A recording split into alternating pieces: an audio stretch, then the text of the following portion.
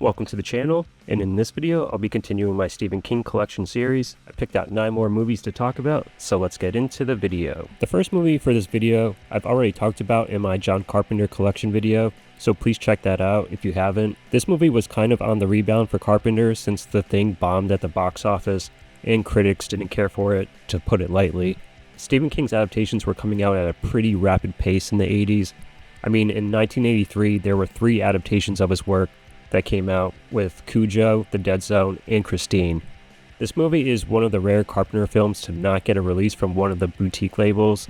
Sony put this out, and they even put this movie out on 4K as well. There's a really cool steelbook that maybe someday I'll end up picking up, but knowing my luck, when I finally do pick it up, some boutique label will probably announce that they're going to put out a collector's edition. Next up is a Stephen King adaptation that starred Arnold Schwarzenegger, which sounds odd to say, but Stephen King actually wrote the book this is based on under the pseudonym Richard Bachman. I guess King isn't a fan of this movie because it's not very faithful to his book, but a remake is in the works with Edgar Wright at the helm, so maybe he'll stick closer to the source material. But I actually like this movie. It's an entertaining action film, and while it doesn't reach the heights of Predator or Terminator, or even something that's incredibly silly fun like Commando, but this movie does feature a little Predator reunion with Arnold and Jesse Ventura. Paramount put out this steelbook for its 35th anniversary, and it ended up selling out pretty fast, but Paramount was cool enough to reprint it for those who missed out on this steelbook. No new special features, unfortunately, nor were there any special features included in general. I mean, come on, Paramount. Next up is the first adaptation to be written and directed by Frank Darabont, who would go on to make 2 more adaptations after this. Shawshank Redemption was Darabont's first big screen film that he directed, and he was nominated for Best Adapted Screenplay at the Oscars, but lost out to fucking Forrest Gump of all movies. This movie also didn't do so well at the box office, but it wound up being one of the most rented VHSs when it came out, and I remember it being aired on TNT like all the time when I was younger. I got this Blu-ray pretty cheap at a flea market, and I love that it has the poster art that Drew Struzan did. It's since been released on 4K, but I'm good with this Blu-ray, unless they re-release it with this artwork. Next is the second film adaptation Frank Darabont did, that being The Green Mile. So I've owned this Blu-ray for quite a while, but have never watched it until I started working on this series, and it's a great movie. And even with its 3-hour runtime, I was never really bored or thought that the movie dragged at any point, and a lot of it's due to the great performances and Frank Darabont's script and direction. So many great performances, and outside of Michael Clarke Duncan's Oscar-nominated performance, which he should have won by the way, but he lost out to Michael Caine in Cider House Rules. The Academy got it wrong once again, but Michael Jeter's performance was also incredible. I mean, I'm a 90s kid, so I always remember him for playing the bad guy in the first Air Bud movie. Also, this movie gets thumbs up for having Harry Dean Stanton in it. This movie also now has a 4K, but I'm sticking with this Blu-ray since once again it came with Drew Struzan's artwork. Rounding out Darabont's trilogy of Stephen King adaptations is 2007's The Mist. This movie will always be remembered for its ending, and for very good reason.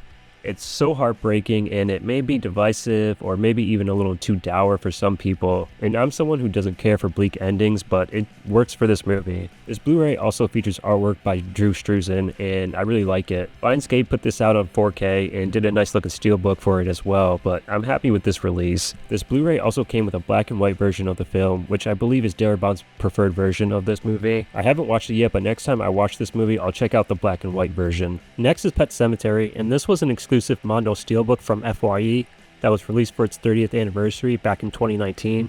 They did re-release it for Best Buy, but a mini poster was exclusive to this release. Every October I watch 31 movies, and this movie is always included. Also, I always gotta watch the end credits because I just love the song the Ramones did for this movie. I don't wanna be buried in a pet cemetery. Paramount was nice enough to add new features for this release, including a new interview with director Mary Lambert. This was her first feature-length film. She mainly did music videos and did a lot of Madonna's videos in the 1980s. Paramount have since put it out on 4K, but they weren't able to top this steelbook. With so many retailers pulling out of physical media, I don't know why FYE has stopped getting their own releases. The only major retailer now is Walmart, and they've just been plagued with distribution problems. Anyway, that's a video for another time. RIP to the days when we collectors had options. Sometimes that is better. Next is Mower Man, where Stephen King's name can nowhere be found on this due to the fact that he sued the production company to take his name off the marketing, since the movie had almost no resemblance to his story. This movie was a blind buy for me just because of that title alone. Then come to find out the title is actually kind of irrelevant to the movie. Yes, the main character is a landscaper, but the movie is about Pierce Brosnan experimenting on said Mower Man, played by Jeff Fahey, to see if he can make him more intelligent through virtual reality programs. This movie is very dated when it comes to the look of their VR world. That being said, I do enjoy this movie, and this Blu-ray that Scream Factory put out has a great retrospective making-of documentary on the making of the film that includes the director, Jeff Fahey, and a few other members of the crew, along with a director's cut that adds about a half hour to the film. Next up is 1984's Firestarter, and this movie was also not well liked by Stephen King, calling it flavorless like cafeteria mashed potatoes, which is totally a line I'm going to use to describe something I don't like from here on out.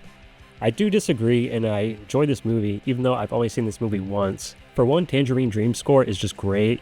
They did a lot of great work in the 80s on films like Thief, Near Dark, and The Keep. Also, Mark L. Lester is a pretty solid director. He made the aforementioned Commando with Arnold, the buddy cop film Showdown in Little Tokyo, and a recent favorite of mine, Class of 1999. Scream Factory also put this out, and while I think the new artwork could have been a little better, this is a great release, and this also has a new retrospective making-of documentary that's just shy of an hour long. I miss when Scream Factory did great special features like this. Now it's just a couple of interviews and they're like 10 minutes long and you're left wanting to know more.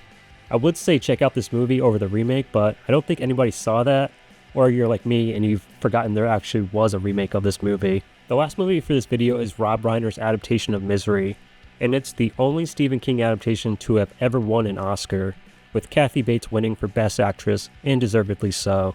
I had never seen this movie before buying this Blu-ray. I obviously knew about the famous scene.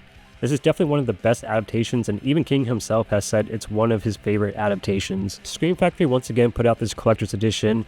The new artwork by Joel Robinson is solid, with it being inspired by the famous hobbling scene. Kino Lorber has since put this out on 4K, but this Blu-ray has better special features, with a new interview with Rob Reiner and an interview with Greg Nicotero, the special makeup effects artist, who goes in depth on the making of the hobbling scene. It's fairly cheap at the moment, and it's worth owning for any film fan. Thank you for watching the video. I'm working on a part 3 for this series, and like I said in the first video, King is a very prolific writer and has had so many adaptations. I mean, just look at his IMDb page and you'll see.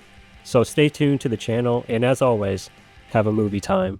I'm tired of being afraid all the time. I've decided not to stay. I've decided to become the Rocketeer.